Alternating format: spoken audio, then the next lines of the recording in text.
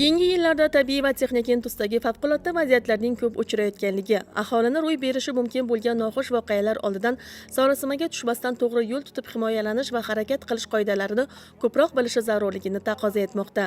Bu Samarqand viloyati Oqdaryo tumanida favqulodda vaziyatlarda ularning oldini olish va harakat qilish davlat tizimi boshqaruv organlari bilan o'tkazilgan qo'mondonlik shtab o'quv mashg'uloti davomida alohida e'tirof etilib, ishtirokchilar bu borada nazariy va amaliy bilim ko'nikmalarini mustahkamlab olishdi. O'quv mashg'uloti rejasiga muvofiq Oqdaryo tumanida tong saharda shartli ravishda kuchli yer silkinishi sodir bo'ladi. Tabiiy ofat haqida tuman aloqa va xabar berish xizmati xodimlari o'z vaqtida tumandagi barcha fuqaro muhofazasi tuzilmalarini ogoh etdi. Shoshilinch yig'in signali bo'yicha tuman hokimligi binosida hududdagi barcha fuqaro muhofazasi tuzilmalari rahbarlari ishtirokida yig'ilish o'tkazildi. Unda tumandagi kommunal soha va tegishli tashkilot mas'ullari tabiiy ofat natijasida vujudga kelgan vayronagarchiliklar to'g'risida axborot berishdi. Shu yerning o'zida tuman hokimi fuqaro muhofazasi boshlig'i zilzila oqibatlarini bartaraf etish, aholini evakuatsiya qilish va jabrlangan fuqarolarga birinchi tez tibbiy yordam ko'rsatish uchun har bir tuzilma rahbarligida aniq vazifalar belgilab berdi. Tumandagi Alpomish o'yingohida tabiiy ofat oqibatlarini bartaraf etishda qatnashadigan tuzilmalarning kuch va vositalari yig'ildi. Bu yerda favqulodda vaziyat rejimiga o'tkazilgan tumandagi mavjud tuzilmalarning xodimlari va ularga tegishli turli rusumdagi texnikalar va jihozlarning saf ko'rigi o'tkazilib, ularning tayyorgarligi ko'zdan kechirildi. Shundan so'ng jangovar shayligi nazoratdan o'tkazilgan texnikalar karvoni tabiiy ofat oqibatlarini bartaraf etish uchun hududlarga safarbar etildi. To'sinsoy suv ombori qishloq xo'jaligi ekillari obi hayot bilan ta'minlovchi ulkan suv sig'imiga ega. Zilzila ta'sirida uning dambasi yorilishi bilan bog'liq favqulodda vaziyat vujudga keldi. Ushbu tabiiy ofat ta'siridan Sug'onchi mahalla fuqarolar yig'ini fuqarolarni muhofaza qilish maqsadida mahalla faollari zudlik bilan aholini evakuatsiya qilish uchun zaruriy choralar ko'rishdi. Evakuatsiya qabul punkti 6-maktab binosida tashkil etilib, bu yerda mahalla fuqarolari ro'yxatga olindi. Evakuatsiya qilingan aholi o'tirgan avtobuslar karvoni tartibli ravishda Yangiqo'rg'on mahallasi hududidagi daladirlarda tashkil etilgan evakuatsiya qabul punktiga olib kelindi. Bu yerda aholi ro'yxatdan o'tkazilib, nuroniylar, yosh bolali ayollar alohida chodirlarga joylashtirilib, jabrlangan fuqarolarga birinchi tez tibbiy yordam ko'rsatildi. Turli darajada jarohat olgan fuqarolarga zaruriy muolajalar ham ko'rsatildi. Evakuatsiya qilinganlar uchun bu yerda nonushta ham tashkil etildi.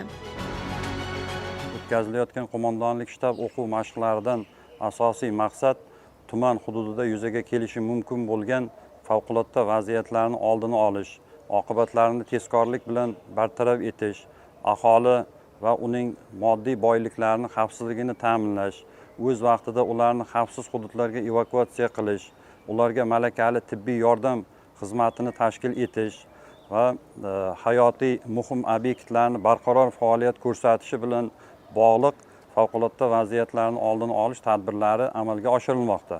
O'tkazilayotgan qo'mondonlik shtab o'quv mashqlarida asosiy yo'nalishlari sifatida aholini xavfsiz hududga evakuatsiya qilish tadbirlarini, jumladan tumanning Sug'onchi qishlog'ida yuzaga kelgan favqulodda vaziyat o'chog'idan aholini xavfsiz hududga, tumanning Yangiqo'rg'on hududida tashkil etilgan aholini evakuatsiya qabul qilish punktiga evakuatsiya qilish tadbirlari. Bundan tashqari o'sha zilzila natijasida sodir bo'lgan favqulodda vaziyat oqibatida ko'p sonli jabrlanganlarga birinchi tibbiy yordam ko'rsatish maqsadida tumanning Yangiqo'rg'on hududida tashkil etilgan birinchi tibbiy yordam otryadini dala sharoitida yoyilishi va ularni tadbirlarni amalga oshirishi bilan bog'liq harakatlar va boshqa tuman hududida yuzaga kelishi mumkin bo'lgan va sodir bo'lgan favqulodda vaziyatlarni oqibatlarini tezkorlik bilan bartaraf etish bo'yicha favqulodda vaziyatlarda harakat qilish davlat tizimiga kiruvchi idora tashkilotlarini harakatlari amaliy tartibda sinovdan o'tkazilmoqda. Mana shu o'tkazilayotgan qo'mondonlik shtab o'quv mashqlari davomida hozirgi kunda juda yuqumli va xavfli kasalliklardan biri bo'lgan Qrim-Kongo gemorragik isitmasi kasalligi bilan bog'liq favqulodda vaziyatlar sodir bo'lganda to'g'ri harakat qilish, tegishli xizmatlarning o'zaro hamkorlikda harakat qilishi va hududda yuqumli kasalliklar bilan bog'liq vaziyat murakkablashuvini oldini olish maqsadida Qrim-Kongo gemorragik isitmasi kasalligini oldini olish bo'yicha maxsus taktik o'quv mashg'uloti o'tkazildi. O'tkazilgan maxsus taktik o'quv mashg'uloti davomida San-Epidqomning Oqdaryo tuman bo'limi, veterinariya va chorvachilikni rivojlantirish bo'limi, Oqdaryo tuman favqulodda vaziyatlar bo'limi, ichki ishlar bo'limi, Milliy gvardiya va boshqa tegishli xizmatlar hamkorlikda tuman hududida yuzaga kelishi mumkin bo'lgan yuqumli kasalliklar bilan bog'liq favqulodda vaziyatlarni oldini olishda amaliy harakatlar bajarildi. Ushbu bajarilgan tadbirlar davomida kuzatuvchilar tomonidan Oqdaryo tumani boshqaruv organlari va favqulodda vaziyatlarda harakat qilish davlat tizimiga kiruvchi idora tashkilotlarining harakatlari favqulodda vaziyatlarni bartaraf etish, oldini olish, oqibatlarni tezkorlik bilan bartaraf etish bo'yicha tayyor deb baholandi. Yangi Qo'rg'on mahallasi hududida tuman tibbiyot birlashmasining favqulodda vaziyatlar vaqtidagi harakatlari sinovdan o'tkazildi. Bu yerga tumanning barcha hududlaridan zilzila ta'sirida turli darajada tan jarohati olgan fuqarolar tez tibbiy yordam mashinalari orqali davlat chodirlarida tashkil etilgan tibbiyot maskaniga olib kelindi. Ularning jarohatiga qarab saralash, tibbiyot bo'limlariga joylashtirish, zaruriy muolajalar ko'rsatish va shoshilinch jarrohlik amaliyotlarini bajarish soha xodimlaridan o'ziga xos kasbiy mahorat, tezkorlik va bilim talab etdi. Hozirgi o'quv nuqtalari bo'yicha bizlarga biriktirilgan, ya'ni Oqdaryo tumani 2-sonli maktabda birinchi tibbiy yordam otryadi, ya'ni yo'l chizmasi joylashtirilgan. U yerda 10 tadan to 20 tagacha chodirlar tiklandi. U yerda favqulodda vaziyat sodir bo'lganda ko'p sonli fuqarolar, aholi va fuqarolarning ko'p sonli jabrlanganlarni birinchi tibbiy yordam ko'rsatish uchun shu yerda jamladik va ushbu jamlangan, ya'ni jabrlanuvchilar fuqarolarga tez tibbiy yordam xizmati yuqori darajada, ya'ni ko'rsatildi, bilim ko'nikmalari berildi. Ushbu o'quv mashqi bo'yicha barcha fuqarolarga tavsiya etiladigan, ya'ni yo'riqnomalar ko'rsatilib o'tildi. Favqulodda vaziyatlar boshqarmasi xodimlari hamda tez tibbiy yordam xizmati xodimlari bilan birgalikda. Mana ko'rib turibmiz, chodirlarda biriktirilgan har bitta bo'limlar kesimida qabul bo'limidan to bolalar bo'limi, tug'ruq bo'limlari, barcha bo'limlar joylashtirilib, jabrlangan fuqarolarga birinchi yordam ko'rsatildi.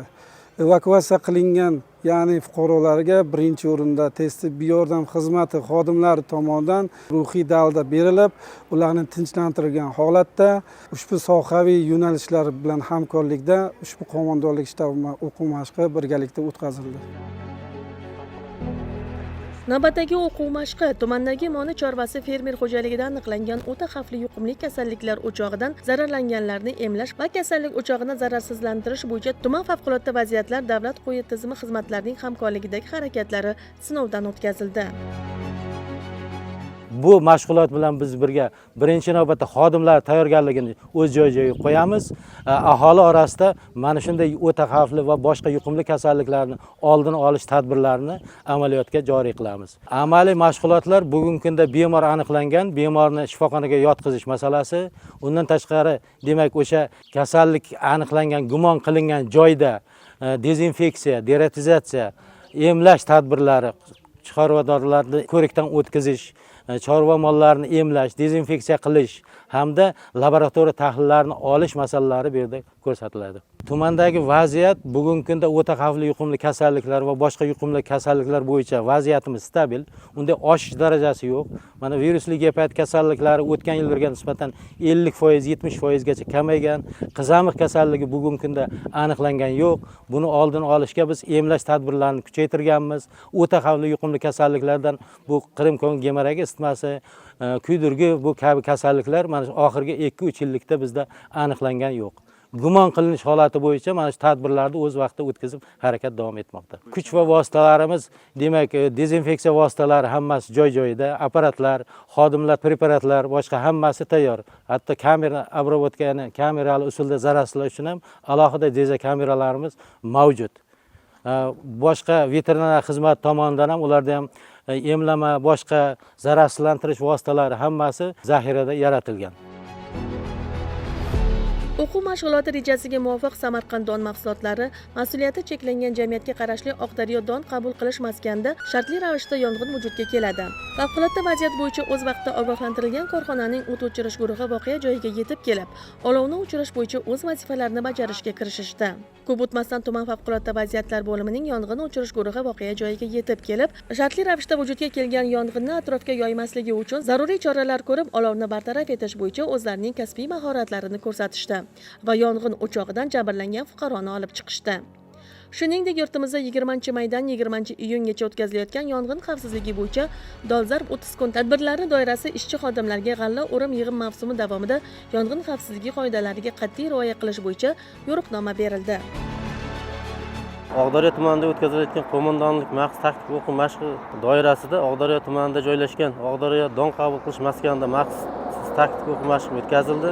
Ushbu o'quv mashqi doirasida shartli ravishda yong'in sodir bo'lib, bunda jabrlanganlarga birinchi tibbiy yordam ko'rsatish, yong'inlarni bartaraf qilish ishlari olib borildi.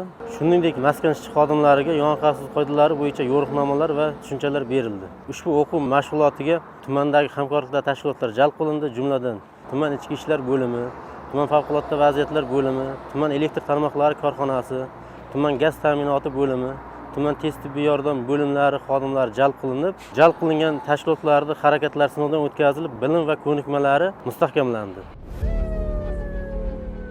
Favqulodda vaziyat bo'yicha o'z vaqtida xabardor qilingan kommunal soha va ichki ishlar xodimlari ham voqea joyiga yetib kelib, vazifalari bo'yicha amaliy ishga kirishishdi. Ularning hamkorlikda olib borgan sa'y-harakatlari tufayli yong'in bartaraf etilib, tan jarohati olgan fuqarolar xavfsiz hududga olib chiqilib, ularga birinchi tez tibbiy yordam ko'rsatildi.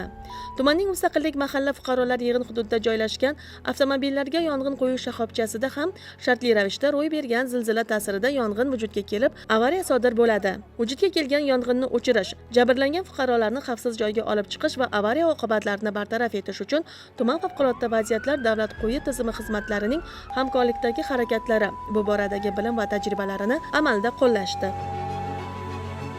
Oqdaryo tumanida o'tkazilayotgan qo'mondonlik shtab o'quv mashg'ulotlari doirasida Oqdaryo tumanida joylashgan avtomobillarga yoqilg'i quyish shoxobchasida shartli ravishda yong'in sodir bo'lgan bo'lib, ushbu yong'in bo'yicha Oqdaryo tuman favqulodda vaziyatlar bo'limiga zudlik bilan xabar kelib tushdi.